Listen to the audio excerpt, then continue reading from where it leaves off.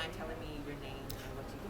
Hi, my name is Lisa Woolfork, and I am the founder of Black Women Stitch. We're the sewing group where Black Lives Matter. I'm also the host and producer of Stitch Please. We're a weekly audio podcast that centers Black women, girls, and femmes in sewing. And we are here at the Modern Quilt Guild's QuiltCon in Atlanta, Georgia in 2023 in a space that I convened called So Black. And this space is designed for Black joy. It was designed as a space for respite. It was designed as a creative oasis. It was designed as a site for reunion and connection. And I'm really glad to see that on the second day of QuiltCon, it is really living up to that. Yeah. What's the energy been like today? The energy's been really a lot of gratitude. It's been just I didn't know what to expect. I knew what I wanted to happen, but I just was setting a table. And I knew everyone was going to bring something else, something distinct, But folks had expectations. No, I don't know if they had expectations or not.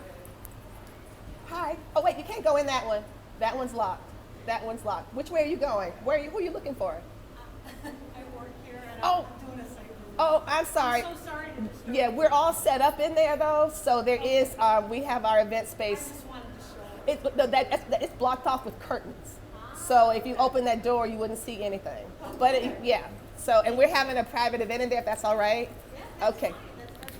Thank you so much. I appreciate you. Can you give a little bit of context into the last part of the podcast about the quilt from the enslaved woman?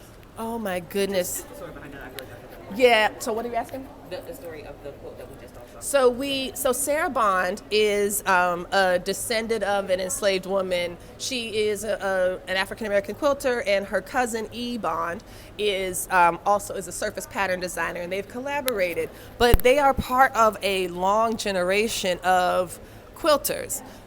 This was her great-great-grandmother, I'm not sure how many greats up she was, but she was born in 1828. And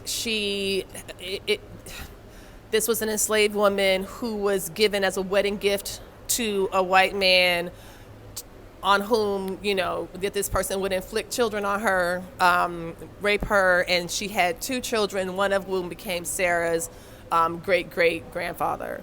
And Sarah happens to have quilts from this woman. And she said, "Hey, I'm driving down. Let me throw some of these quilts in the car. Lisa would like to see them."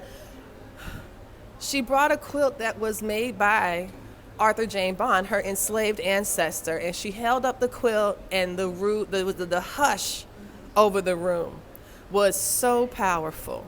I got chills. I got actual chills from this experience, and I'm just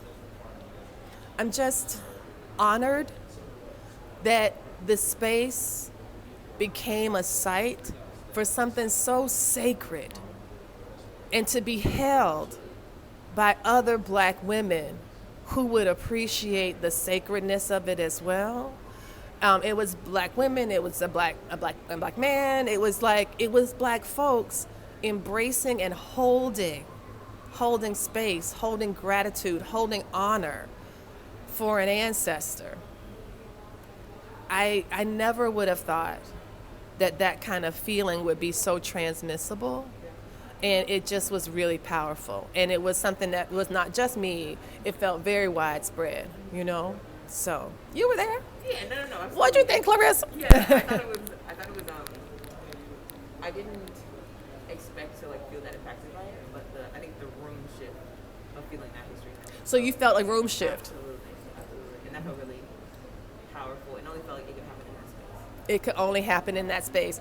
And the thing about and I know that I've talked to, oh my goodness, Star about this, and about how joy is our birthright, and about how our joy is also our resistance, that we don't have to resist, we don't have to kind of do anything, right? All we need to do is be.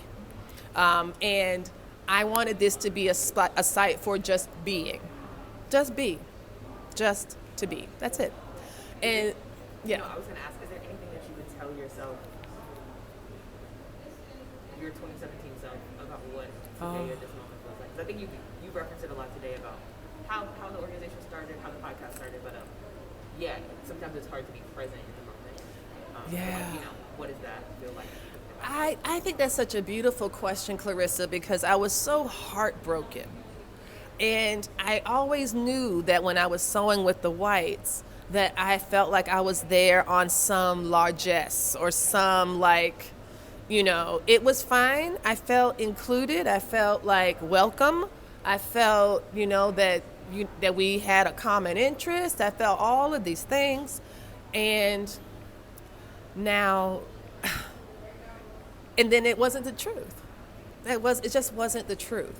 When it came down to the most important aspects, right, of the things and what they meant in my life, they really didn't care that much. They didn't want to hear about it. They didn't want to be inconvenienced about Colin Kaepernick and thinking about that. They didn't want to be distracted by this. All of these different elements that they just rejected. Not but just because of their own convenience. It was inconvenient for them to deal with the violence of white supremacy that almost actually killed me. That was like, ugh, bad manners. Never again. Never again. And I would tell myself, like the selvage on my dress on the back, it says, it's gonna be okay. And that we have the capacity, we have the possibility, we have the option to choose ourselves and to choose each other and to set a space out and to see what happens. Not every black person has to come in here. Not every black person has to be bothered. It is not mandatory. It is, however, available. And that's all that I wanted. And now that folks are coming through, I think more folks came today than came yesterday. Yesterday was Thursday, and it was like a big work day. So there's lots of different options. But it really does feel nice to know that I set a table and the folks came, and that's it. And, and I, just like with Black Women Stitch and the podcast, I built what I needed. And I would invite other people to do the same. I would. I told myself for years and years and years that like no white company was going to help me, and I didn't want white people's money and da da da da da. These companies have lots and lots of money, and they will give it to you if you're able to present a frictionless proposal that allows them to support your work and also make them look good for simply supporting your work. And I'm not talking like they have these different influencer things in that, and you got to post this many things, and you got to do this. No, they said, here's the money, do what you said, and thank you. And that's been wonderful. Thank y'all for coming by. Thank you so much. Are you coming tomorrow? All right. Thank y'all. My last question was just to be, what has been the most joyous part of your day so far? I think the most joyous part of my day has been the joy in the space. That people are talking, laughing, working on their creative, the little make and take that we have, seeing the Stitch Please logo reproduced again and again and again, and never looking the same place twice, never looking the same way twice. That has been very joyful. It has been very joyful to see people create. It's been joyful to see the silence, to see the yes, that's so true, yes. Like, that's been really joyful for me. And I think it's difficult when you're organizing an event to also participate in it, but that's also one of my priorities for organizing. Like when I organize an event, I'm not hosting an event, so I'm not an event host. People don't pay me to host events. I host the event and then I cash my check and leave. This is absolutely. This is actually, Black Women Stitch is an org. All the funds that go to Black Women Stitch go to Black Women Stitch through my fiscal sponsor. None of the funds that I raise come to me. So I am also volunteering to do all of this, and it's those kind of things that nobody could pay me to do it, Well, that's not true. Nobody could pay you that. People could absolutely pay me to do it. But it's That's the not why you do the work. That's not why you do the work. That's not why I do it. That's not why I do it. And so I'm really so grateful I'm grateful also that there is a Black Joy newsletter.